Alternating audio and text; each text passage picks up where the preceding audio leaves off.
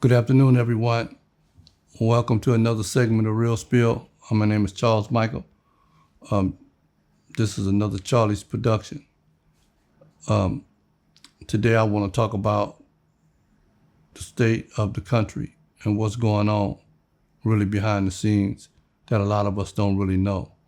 Do y'all know in 1871, the United States had declared themselves a corporation, especially after naming it the District of Columbia, and that also Congress was considered to be the managers of this corporation, and that the President of the United States was going to be the president of this corporation as well.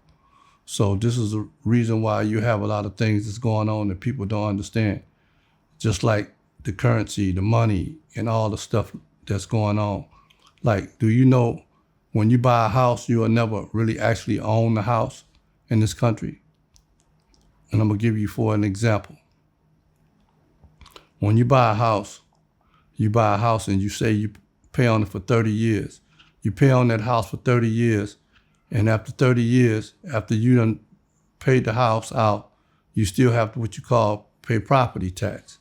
Okay, so how could you actually own a house that you pay for but don't own the property that it sit on? Soon as you fall short of the property tax and fall behind, they put a lien on that and they come take it. So you actually don't never own the house. Same thing with a car. You buy a car, you pay for it, and you get the registration, you get the pink slip and everything to it. And then if you don't pay for the registration, they put a lien on it and they come and take your car. You can't get your registration, they come and take the car. Guess what? Because the money that you really actually have is what they call fiat money. It's money that don't have anything backing it. They don't have anything backing it.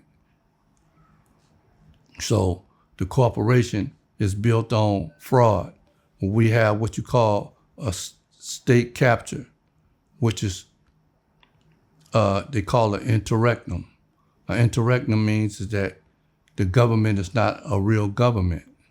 This is why the country is in the state that is in, the things that they're able to do and get away with. We are under what you call a state capture, and everybody that's in this country is subject to these type of terms. So now we at the point where everything is starting to come out through social media and all these different things, and people starting to realize, and we headed for a real disaster, because when people start actually realizing what this country is really about, a lot of explosions gonna go off. And we headed into a situation now where AI is starting to take over. And by AI taking over, that means a lot of jobs is gonna be lost. Now, when you and I get into a situation where we can't find a job and all that, guess what we gonna do? We'll get upset and we'll tear up our neighborhoods. But when white folks get upset and they find out they ain't got a job, because they ain't never used to not having a job. We are used to not having a job, but when they get used to when they come upon to a situation where they not having a job, they ain't gonna tear up their neighborhood. They gonna blow up bridges and banks and all these other things. So this is where we headed now.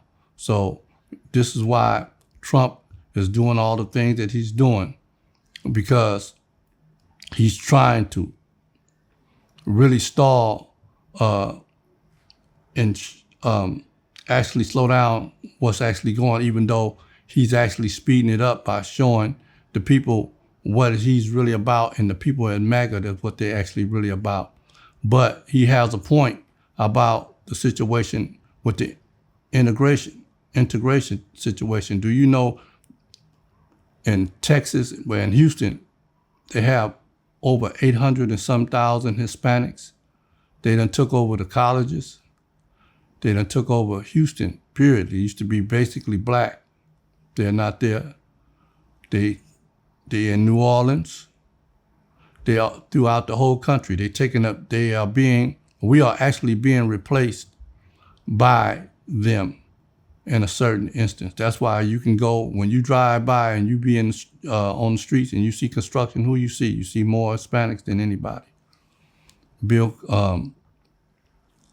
actually, Obama was responsible for that because he put the Hispanics over the construction. He made one of the Hispanic dudes the president of the construction. So now you don't have as many blacks in construction as you used to. You have more Hispanics in these jobs. They taken through all over these jobs. And Trump is trying to get rid of them because the Democrats are the ones who are responsible for letting them in to this country, even though there are only two people in this country that is not immigrants, and that is what you call the Native Americans and the black people, because we didn't migrate here. We was brought here on ships and slaves. As ships and chains as slaves. So we didn't migrate here. We're not immigrants. But the thing is that the immigrants are now taking over this country, even though some of them do good and we need some of them, but they're taking over the whole country, and we are getting pushed out slowly but surely. And if we don't step up, and now they're taking the voting rights. So if we don't step up and fight back for what our ancestors fought for, we doomed. We have to come together now. We have $1 trillion in spending power.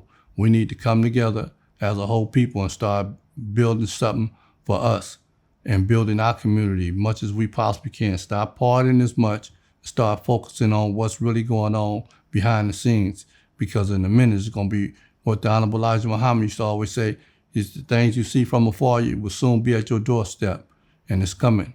It's going to be at our doorstep real soon.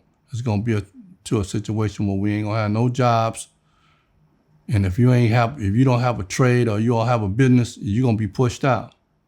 So what we need to do now is we need to focus on coming together, spending our money, building companies and businesses together.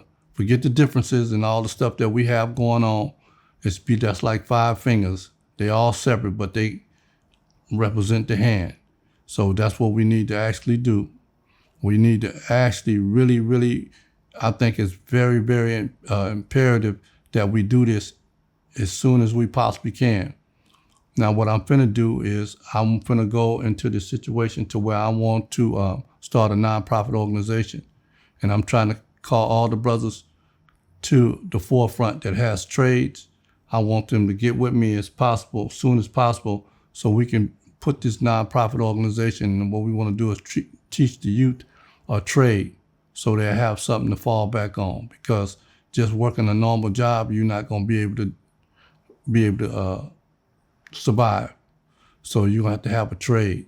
So my thing is, what I want to do is I want to get a bunch of brothers who just electricians or plumbers, carpenters, whatever your trade is, and we teach the youth that trade, and not only teach them to go in to work for a white man, but go in and try to own their own businesses as they go on and teach someone else.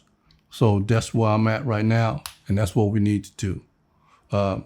Thanks for listening, and stay tuned for some more information. I want to be a source of information for my people. I want to say, all my people, I love you. Keep your head up even if you get fed up.